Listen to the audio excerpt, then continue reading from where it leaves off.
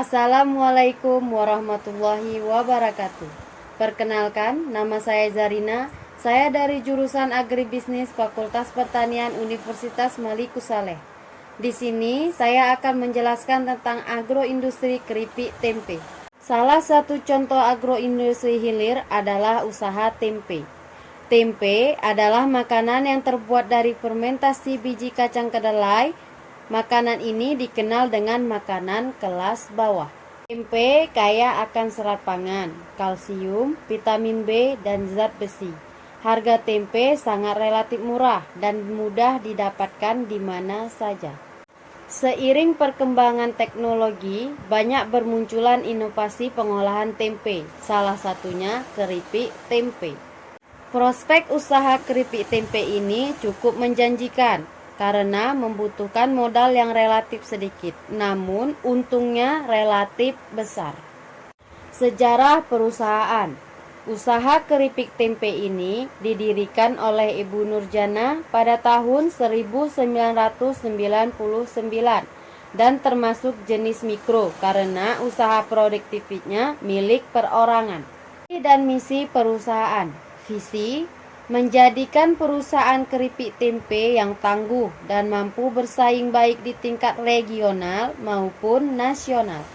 Misi 1.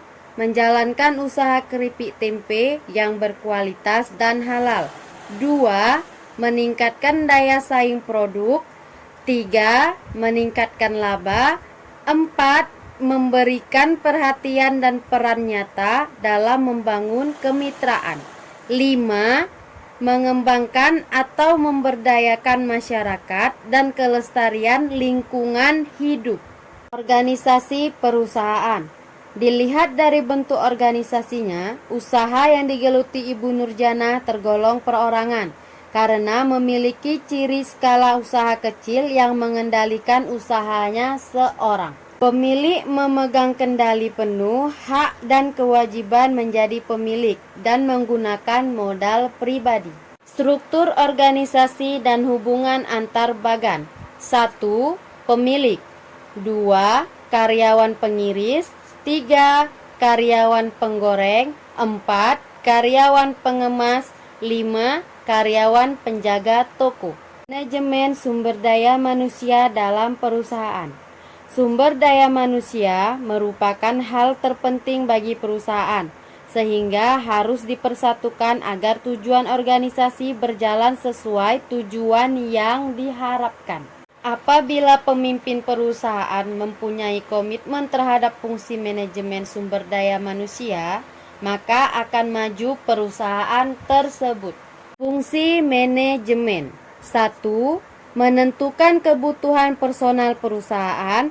2. Mencari dan merekrut tenaga kerja. 3. Melakukan seleksi. 4. Mengangkat dan memilih tenaga kerja. 5. Mengorientasi induksi terhadap tenaga kerja. 6. Menetapkan persyaratan kompensasi dan tunjangan. 7. Mengevaluasi, mengawasi, mengadakan promosi dari menangani pemutusan hubungan. Kendala dalam sumber daya manusia. Kendala yang dijumpai dalam mengorganisasikan sumber daya manusia yang ditemui oleh Ibu Nurjana adalah tingkat pendidikan karyawan yang cukup rendah. Rata-rata karyawan mengenyam pendidikan SMP saja, sehingga apabila ada sebuah inovasi teknologi seperti mesin-mesin sulit untuk diterapkan. Manajemen produksi dalam perusahaan. Produksi melibatkan perencanaan dan perancangan proses produksi. Input sebagai faktor produksi menjadi hal penting untuk dipikirkan. Bahan baku disediakan dengan baik karena sangat berpengaruh pada standar kualitas. Perencanaan harus dibuat seefisien mungkin.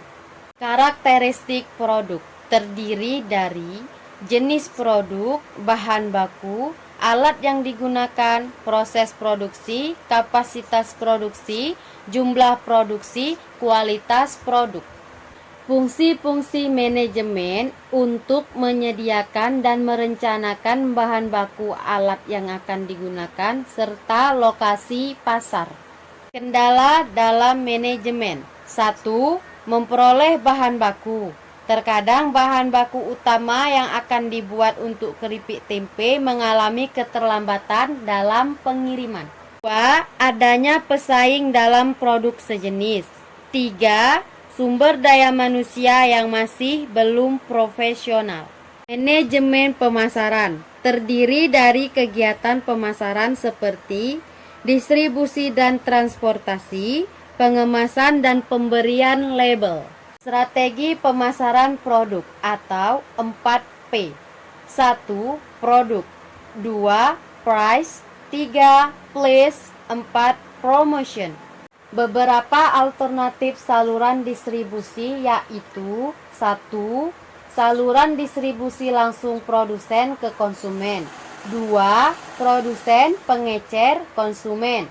3. Produsen pedagang besar pengecer konsumen. 4. Produsen agen penjualan konsumen. 5. Produsen agen penjualan pengecer konsumen. Strategi perusahaan dengan metrik. 1. Teknologi untuk menurunkan biaya produksi. 2. Teknologi untuk meningkatkan atau memelihara kualitas. 3. Teknologi untuk pengembangan produk. Kesimpulan. Dari hasil pembuatan makalah saya, perusahaan adalah suatu ekonomi yang bertujuan untuk menyelenggarakan sebagian dari proses produksi masyarakat guna memperoleh laba dan penghasilan.